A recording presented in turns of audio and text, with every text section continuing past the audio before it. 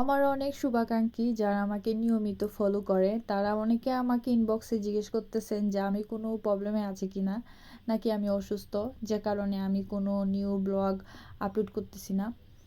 আসলে হচ্ছে আমার যে ঠান্ডার প্রবলেম ছিল, মেডিসিন নেওয়ার পরেও হচ্ছে এখনও ভালো হয় নাই। তো সন্ধ্যার পরে দেখা যায় যে গলা বসে যাচ্ছে, কাশি চলে আসতেছে, এজন্য আসলে ভয়েস দিতে পারি না, তাই আসলে ব্লগ আপলোড করা হচ্ছে না। আলহামদুলিল্লাহ, মনে হয় এখন ভালো হয়ে যাবে। যেখানে মেডিসিন কাজ করতে পারে নাই সেখানে হচ্ছে এই মধু কাজ করবে। আমাদের পুকুর পাড়ে হচ্ছে একটা জাম গাছে মধুর চাক বসে, তো ওই মধু চাক থেকে হচ্ছে আজকে এতগুলা মধু আসলে আমরা সংগ্রহ করতে পারছি। তো আলহামদুলিল্লাহ, মাশাল্লাহ, আমরা অনেকগুলা মধু পাইছি। মধু চাক থেকে মধু আনা আমাদের দ্বারা তো সম্ভবই না, আনা আকাশ কুসুম চিন্তা। এই যে লোকটাকে দেখতেছেন, এই লোকটা হচ্ছে মৌচাক থেকে মধু এনে প্রসেস করতেছে, মানে মধু সংগ্রহ করে। আপনারা দেখলেন কিভাবে কি করে। আর আমরা যারা গ্রামের মানুষ আছি আমরা তো এগুলার সাথে খুবই অভ্যস্ত। আর এই যে বাচ্চাগুলা দেখতেছেন, তারা কিন্তু মনে হয় প্রথমবার মধু সংগ্রহ করতে দেখছে, কারণ আমাদের বাড়িতে অনেক দিন পর এমন একটা মধুর চাক থেকে মধু সংগ্রহ করা হলো আর কি। তো আমার হচ্ছে ছুটির দিন ছিল, আমি হচ্ছে সকাল 5টায় ঘুম থেকে উঠি। এখন হচ্ছে 2-3 দিন যাবৎ সকাল 5টায় ঘুম থেকে উঠতেছি, একটু মর্নিং ওয়ার্ক করি আর কি।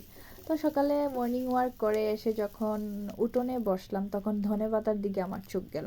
তখন আমি চিন্তা করলাম আজকে রসুন পেঁয়াজ আর কাঁচামরিচ প্লাস হচ্ছে বিলাতি ধনে পাতা দিয়ে আজকে একটা ভর্তা বানাবো। তো যে কথা সেই কাজ, নেমে পড়লাম দুপুরবেলা কাজে। আর ভর্তাটা এত মজা হয়েছিল, আর মজা কি হয়েছিল, ধনেপাতার স্মেল রান্নাঘর একদম ভুবু করতেছিল সারা রান্নাঘরে।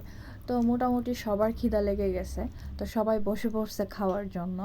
আর আমি কি করলাম, পাটার মধ্যে ভাত দিয়ে মেখে খাইতে শুরু করলাম। আর পাটাতে ভাত খেতে কিন্তু আসলেই মজা।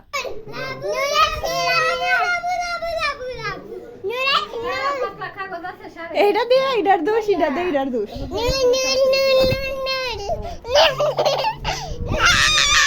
ফিটটা আড্ডিটা বানতাম, আড্ডিটি বানতাম ফিটটা। আর হচ্ছে আমার দুইটা দুষ্টু বিড়াল, তারা হচ্ছে আমার রুমটাকে 12টা বাজাই দিছে। আমি বাইরে থেকে এসে দেখি তারা আমার রুমটাকে একদম তছনছ করে ফেলছে। আমার দুইটা চোখ কপালে উঠে গেছে। শুধু আমার রুম না, পুরা ঘরটাকে একদম তছনছ করে ফেলছে। তো তাদেরকে যখন আইসা আমি জিজ্ঞেস করছি যে আমার রুমের এমন অবস্থা কে করলো, তো তারা দুইটা মিলে একটা আরেকটার দোষ দিতেছিল। আর আমার ভয়ে, আমি বকা দিই কিনা ভয়ে একটা একটা লুকাইতেছিল। তো অবশ্য নূর চলে গেছে সে তার বাড়িতে সাতকে। তো মিস করতেছি আহ, তাদেরকে, নূরকে অনেক মিস করতেছি। আর নূর আসলে খুবই শান্তশিষ্ট, সে অনেক ভালো। একটু দুষ্টুমি করতেছিল, তার সাথে যদি কোনো বাচ্চা থাকে তাহলে তাদের সাথে একটু দুষ্টুমি করে, বাচ্চা মানুষ একটু দুষ্টুমি করবেই।